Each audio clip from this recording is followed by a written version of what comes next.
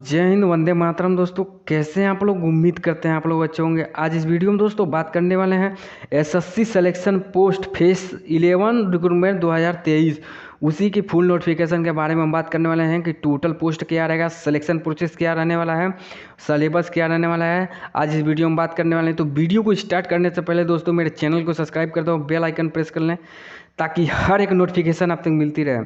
तो चलिए दोस्तों, हम वीडियो को स्टार्ट करते हैं। सबसे पहले दोस्तों मेरे और मेरे परिवार की तरफ से होली की ढेर सारी शुभकामनाएं। उम्मीद करते हैं आप लोग अच्छे होंगे। वीडियो को चलिए अब स्टार्ट करते हैं। तो सबसे पहले तो टोटल पोस्ट की बात करें तो टोटल पोस्ट आपका दिया हुआ है 5369 टोटल पोस्ट दिया हुआ है। अप्लाई डेट की बात करें तो 6 मार्च से आपका फॉर्म भरना स्टार्ट हो चुका है, 27 मार्च तक चलने वाला है। तो 27 मार्च के पहले आप फॉर्म भर लीजिएगा, नहीं तो बाद में सर्वर की दिक्कत हो जाती है। तो 27 मार्च से पहले आप फॉर्म भर लीजिएगा। फीस की बात करें तो जनरल, ओबीसी और एसटी की फीस लगने वाला है 100 रुपया। और सीबीटी एग्ज़ाम यानी कंप्यूटर पे आपका एग्ज़ाम होगा। तो कंप्यूटर पे एग्ज़ाम आपका किस महीने में कंडक्ट कराया जाएगा? तो जून में आपका एग्ज़ाम कंडक्ट कराया जाएगा, जुलाई तक आपको एग्ज़ाम चलने वाला है। और एज लिमिट की बात करें तो एज लिमिट आपका 18 से 30 साल एज होना चाहिए। ये पोस्ट वाइज एज आपका काउंट, पोस्ट वाइज एज आपका लगने वाला है। जैसे मान लीजिए कोई पोस्ट ऐसा दिया है जो 18 से 25 साल तक है, कोई पोस्ट ऐसा दिया है कि 18 से 27 साल तक है, कोई पोस्ट ऐसा है कि 18 से 30 साल के बीच में है। तो पोस्ट वाइज आपका है, तो पोस्ट वाइज आप देख लीजिएगा। और एज रिलेशन की बात करें तो एज रिलेशन में आपका छूट भी दिया जाएगा। ओबीसी को 3 साल की छूट दिया जाएगा और एसटी एससी को 5 साल की छूट दिया जाएगा। एलिजिबिलिटी की बात करें तो 10th और 12th और ग्रेजुएशन आप पास हैं तो आप फॉर्म भर सकते हैं। जैसे 10th लेवल पर भी फॉर्म है, 12th लेवल पर भी फॉर्म है, ग्रेजुएशन पर भी फॉर्म है। तो आप मान लीजिए 10th पढ़े हैं तो 10th लेवल पर भी फॉर्म भर सकते हैं, ग्रेजुएशन पढ़े हैं तो ग्रेजुएशन के लेवल पर भी फॉर्म भर सकते हैं। तो आप किस लेवल तक हैं उसके अकॉर्डिंग आप देख लीजिएगा, उसके अकॉर्डिंग आप फॉर्म भर लीजिएगा।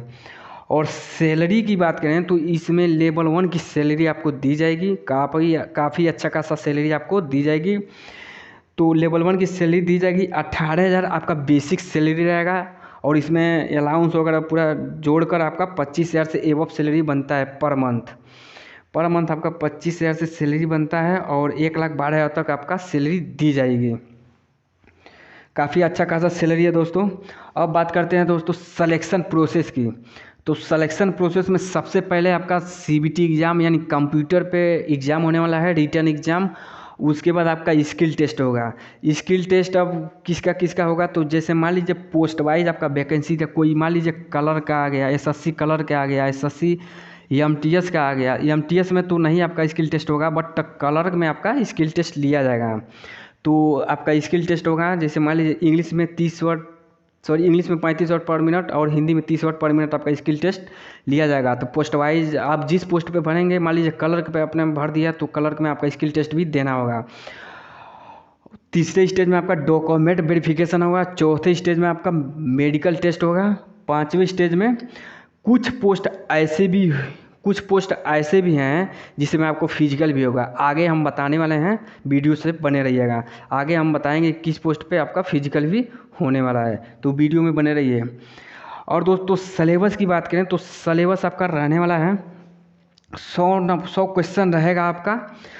एक क्वेश्चन पे 2 नंबर दिया जाएगा, यानी 100 क्वेश्चन रहेगा 200 नंबर का। इसमें रीजनिंग आपसे 25 क्वेश्चन पूछेगा और जीके जीएस से 25 क्वेश्चन रहेगा, मैथ से 25 क्वेश्चन रहेगा और इंग्लिश से आपका 25 क्वेश्चन रहेगा।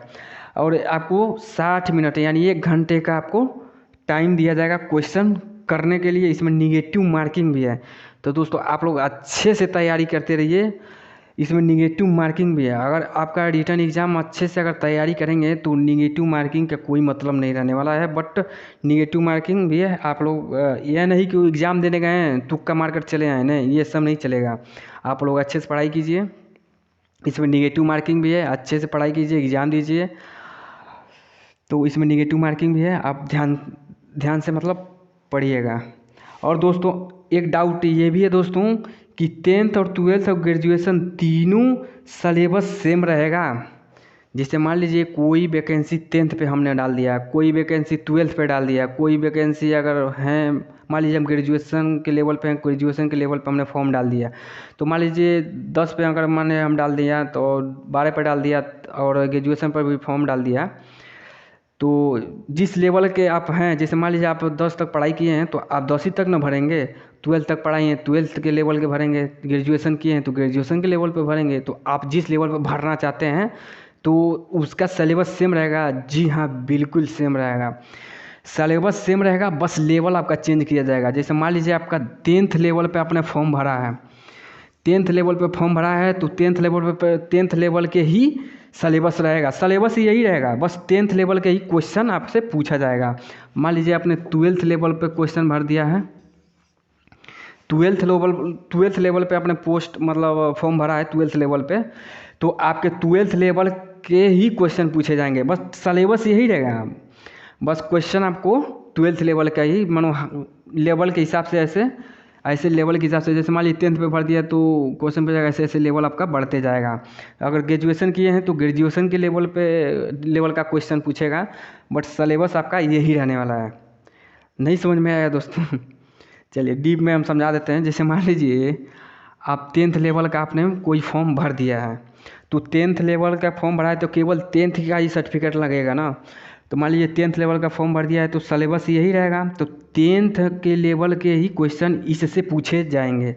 ये डाउट क्लियर हो गया होगा दोस्तों? चलिए आगे बढ़ते हैं। और आगे दोस्तों जैसे मान लीजिए बोर्ड छोटा है तो आगे हम आपको बताने वाले हैं, आगे भी है तो आगे हम बताने वाले हैं। तो चलिए दोस्तों आगे हम बात करते हैं। अब बात करते हैं दोस्तों, जैसे कि आप लोग जानते हैं बोर्ड छोटा है तो इसीलिए फिर से हमको समझाना पड़ रहा है, तो बट कोई दिक्कत नहीं, आप मैनेज कर लीजिएगा। तो अब बात करते हैं दोस्तों कि एसएससी सिलेक्शन पोस्ट होता क्या है। एसएससी सिलेक्शन पोस्ट होता क्या है, देखिए दोस्तों, एसएससी द्वारा जितने भी वैकेंसी जारी की जाती है वो केंद्र सरकार की होती है एसएससी, तो एसएससी द्वारा जितने भी वैकेंसी जारी की जाती है तो एसएससी सिलेक्शन में ही वो आता है। तो एसएससी सिलेक्शन में जैसे मान लीजिए एसएससी सीएचएल हो गया, एसएससी एमटीएस हो गया, डाटा एंट्री हो गया, कलर का भी वैकेंसी एसएससी में आता है। तो एसएससी में आप लोगों का एसएससी सीएचएल भी आता है, एसएससी एमटीएस भी आता है। तो एसएससी केंद्र सरकार की जॉब होती है। एसएससी में जितने भी वैकेंसी आती है वो एसएससी सिलेक्शन में ही आती है। तो ये आपको क्लियर हो गया होगा। कोई डाउट रह गया हो तो कमेंट बॉक्स में कमेंट कर दीजिएगा, मैं उसके ज़रूर रिप्लाई दे दूंगा। तो ये आपको समझ में आ गया होगा एसएससी सिलेक्शन होता क्या है। अब बात करते हैं इसका जॉब प्रोफाइल क्या रहेगा। तो जॉब प्रोफाइल की बात करते हैं दोस्तों, तो जॉब आपका जैसे मान लीजिए आपने 10th पे फॉर्म भर दिया है, 10th पे आपने फॉर्म भर दिया है तो 10th पे जॉब प्रोफाइल यही रहेगा। तो 10th पे आपने फॉर्म भर दिया है, जैसे मान लीजिए आपने एमटीएस में डाल रहा है या एमटीएस में आपने फॉर्म डाल दिया है, एसएससी सीएचएल में आपने डाल दिया है। मान लीजिए एसएससी एमटीएस में एसएससी सीएचएल में आप डाल दिया है तो इसमें आपका काम कुछ नहीं रहता है। एसएससी एमटीएस में जैसे मल्टीटास्किंग सिलेक्शन, इसमें आपका एमटीएस का जो काम रहता है कुछ काम नहीं रहता है, बस मतलब फाइल इधर उधर बस लेकर इस ऑफिस से उस ऑफिस तक लेकर जाना रहता है। और एसएससी सीएचएल की बात करें तो एसएससी सीएचएल में आपका क्लर्क आ जाएगा। तो क्लर्क में आपको कंप्यूटर पे बैठकर काम करना रहता है और कोई भी मतलब डाटा बस कंप्यूटर पे रखना रहता है और कोई काम इसमें नहीं रहता है। तो आपको समझ में आ गया होगा जॉब प्रोफाइल। चलिए अब मोस्ट इम्पोर्टेंट सभी बच्चों का डाउट था कि सर क्या एक कैंडिडेट कई फॉर्म भर सकता है। तो नहीं, ये आप बिल्कुल सुन रहे हैं, इसमें एक ही फॉर्म भरना रहता है। आप कोई भी जैसे मान लीजिए आपने 10th पे डाल दिया है, 10th पे कोई फॉर्म डाल दिया है और 10+12 भी है आपके पास, जैसे मान लीजिए 10th का भी है आपके पास सर्टिफिकेट, 12th का भी है सर्टिफिकेट, आपका ग्रेजुएशन का भी आपके पास सर्टिफिकेट है और आपने 10th पे बस फॉर्म डाल दिया है तो फिर दोबारा डालने की ज़रूरत नहीं है। आपने ग्रेजुएशन पे फॉर्म डाला है तो फिर से आपको डालने की ज़रूरत नहीं है, किसी एक ही पे आपको डालना होगा, या तो 10th पे डालिए, नहीं 12th पे डालिए, नहीं ग्रेजुएशन पे डालिए। तो ये भी डाउट आपको क्लियर हो गया होगा। अब बात करते हैं दोस्तों वैकेंसी की। तो सिविल मोटर ड्राइवर की बात करें तो एनआर रीजन से टेंथ पास होना चाहिए और 1070 आपका पोस्ट है। और लेबोरेटरी एसिस्टेंट की बात करें तो NWR 10th पास होना चाहिए, इसमें 48 वैकेंसी है। और सीनियर डायरेक्शन की बात करें तो ANR और 10+2 आपका पास होना चाहिए और इसमें 76 वैकेंसी है। और स्टोर कीपर की बात करें, स्टोर कीपर की, तो स्टोर कीपर में आपका रीजन ENR दिया है और 10+2 आपके पास होना चाहिए और इसमें 89 वैकेंसी होना चाहिए।